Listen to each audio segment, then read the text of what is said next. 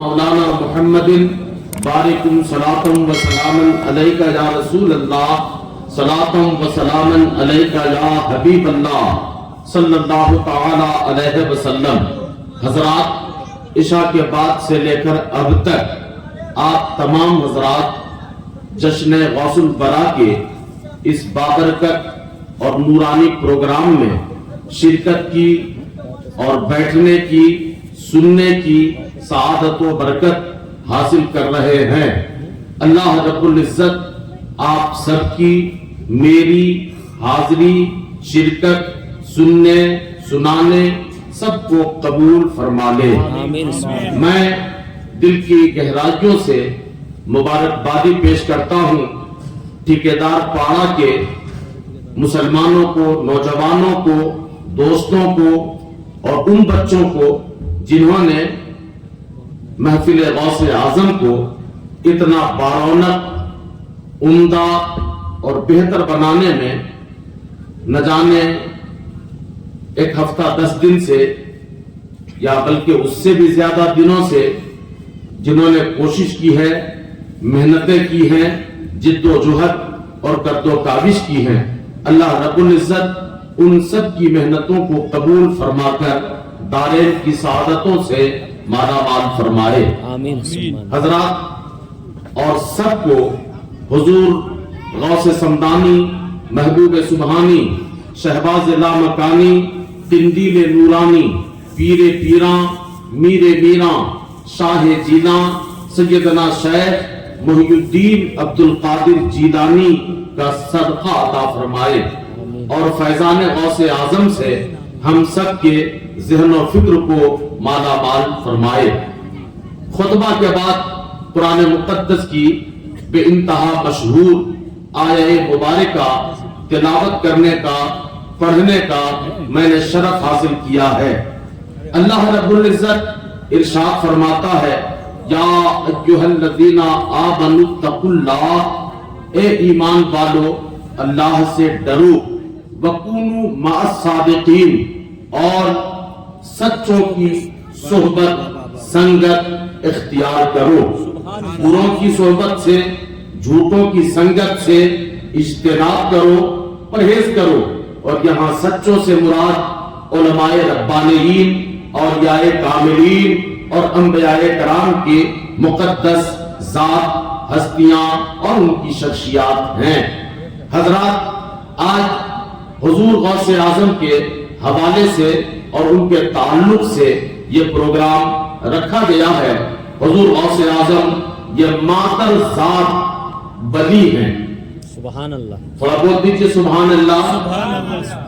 اور اولیاء کرام دنیا میں آئے، انہوں نے پہلے ظاہری علم، ساؤنڈ کم کر دو بابو، بڑھا کیوں رہے ہو، اس کو ختم کر دو، پہلے ٹھیک بول رہا تھا۔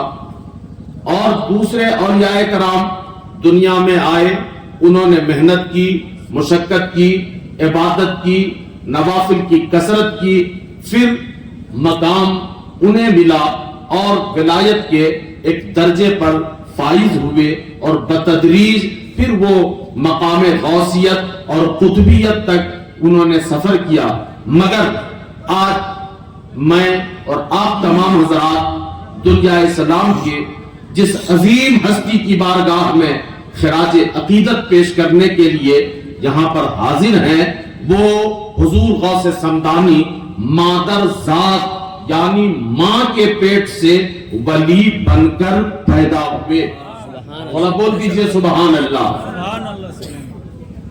اور آپ کی ولایت کا یہ عالم تھا کہ آپ کی ولایت آپ سے پہلے علماء نے لکھا اپنی کتابوں میں کہ حضور غوث اعظم سے پہلے دنیا میں جتنے بھی ولی بنے ان سب پر غوث اعظم کا فیضان جاری تھا، اور غوث اعظم کے بعد اب تک اور صبح قیامت تک جن جن لوگوں کو ولایت ملے گی سب کی ولایت میں فیضان غوث اعظم شامل ہوگا۔ سبحان اللہ۔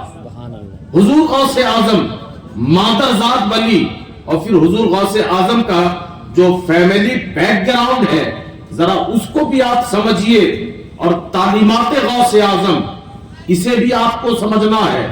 حضور غوث اعظم کا جو فیملی بیک گراؤنڈ ہے، آپ کے والد اپنے زمانے کے بہت بڑے اور بڑے کامل ولی، آپ کے نانا مقام قطبیت پر فائز، آپ کی والدہ زمانے میں ممتاز ولایت کے مقام پر فائز، مگر حضور غوث اعظم کی جب ولادت ہوئی اور ولادت ہوتے ہی ان دنوں علاقے میں ایک اختلاف ہو گیا چاند کو لے کر کے۔ کچھ لوگ کہنے لگے کہ چاند ہو گیا ہے، اگر چاند نظر آ گیا ہے تو آج رمضان ہے، اور اگر چاند نظر نہیں آیا ہے تو پھر آج رمضان نہیں ہے۔ تو کچھ لوگ کہنے لگے کہ روزہ رکھنا چاہیے، کچھ لوگ کہنے لگے نہیں رکھنا چاہیے۔ اختلاف ہوا اور بات یہاں تک پہنچی کہ لوگ آپس میں دست و گریباں ہو جاتے، مگر میں صرف حضور غوث اعظم کا فیملی بیک گراؤنڈ سمجھا رہا ہوں کہ آپ کا جو گھرانہ تھا وہ کتنا برکت والا گھرانہ تھا۔ لوگ علاقے میں جب دست و گریباں ہونے کے قریب ہو گئے تو لوگوں نے کہا کہ یار جھگڑا مت کرو، لڑائی مت کرو، سنا ہے کہ سیدوں کے گھر میں ایک بچہ پیدا ہوا ہے، اس لیے لڑائی چھوڑ دو، ایک کام کرو، چلو ہم سب چلتے ہیں اور جا کر کے سید کے اس گھر میں دیکھتے ہیں کہ جو بچہ پیدا ہوا ہے، اگر وہ پیدا ہونے والا نومولود بچہ اپنی ماں کا دودھ پی رہا ہے، مطلب یہ ہے کہ آج رمضان نہیں ہے، اور اگر وہ بچہ دودھ نہیں پی رہا ہے مطلب یہ ہے کہ آج رمضان ہے اور سب کو روزہ رکھنا ہے۔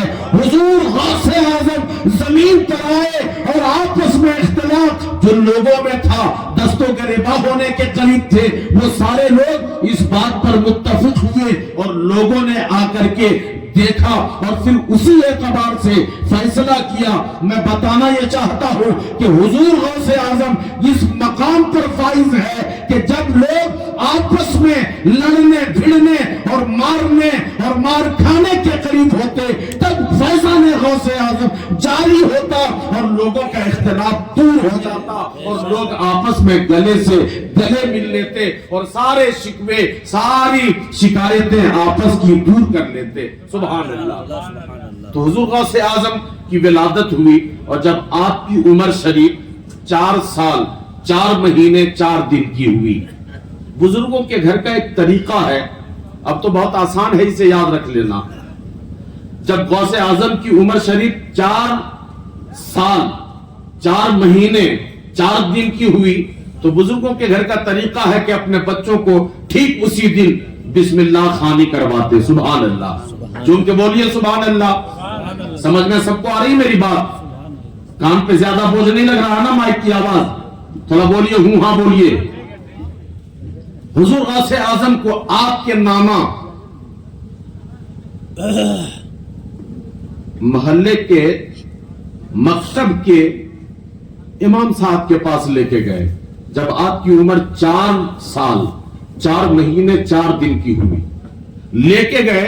اچھا آپ کو جاننا یہ ہے کہ جن کو لے جایا جا رہا ہے وہ کس مقام پر ہیں اور جن کے پاس لے کے جایا جا رہا ہے ان کو بھی سمجھنا ہے اور بزرگوں کے گھر کا طریقہ بھی آپ کو جاننا ہے۔ سبحان اللہ۔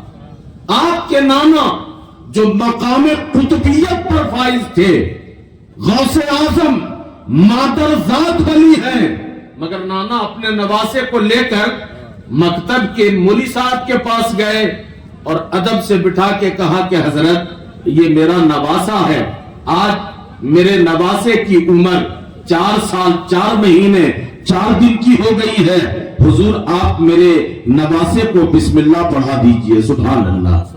غوث اعظم بیٹھ گئے اور جب بیٹھے تو مولی صاحب نے کہا شہزادے پڑھیے بسم اللہ الرحمن الرحیم۔ حضور غوث اعظم چپ، کچھ نہیں۔ مولی صاحب سوچنے لگے چھوٹا سا بچہ 4 سال کا بچہ ایک سانس میں پورا کیسے پڑھ لے گا؟